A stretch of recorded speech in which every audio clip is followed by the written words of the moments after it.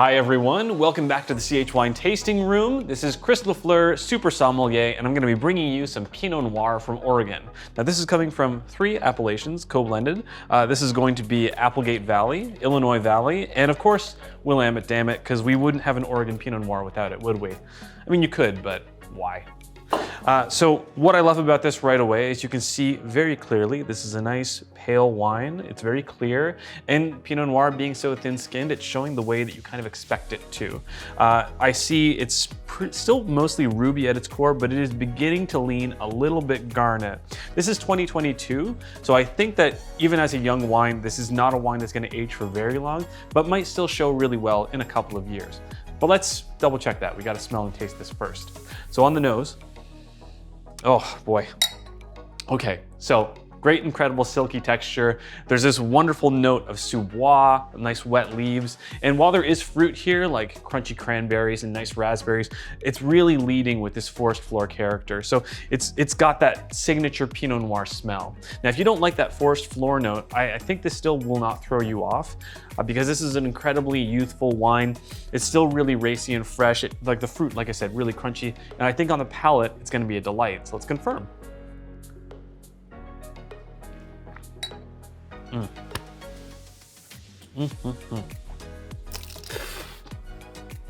Oh, that's so good. That was hard to spit, that one. Really, really good.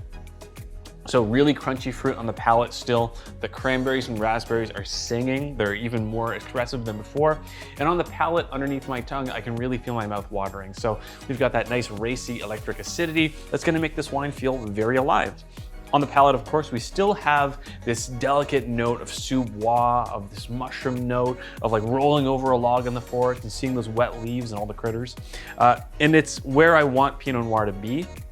It feels very close to a Burgundian style, like if you were looking at like a Maison Bourgogne Rouge, but it's not quite there because it still has the ripeness that I only see out of Oregon, holding that tension between being overripe and just perfectly in the right place. So definitely worth trying yourself. And with that, I guess you have to ask yourself, where does this fit in my cellar? I'm glad you asked.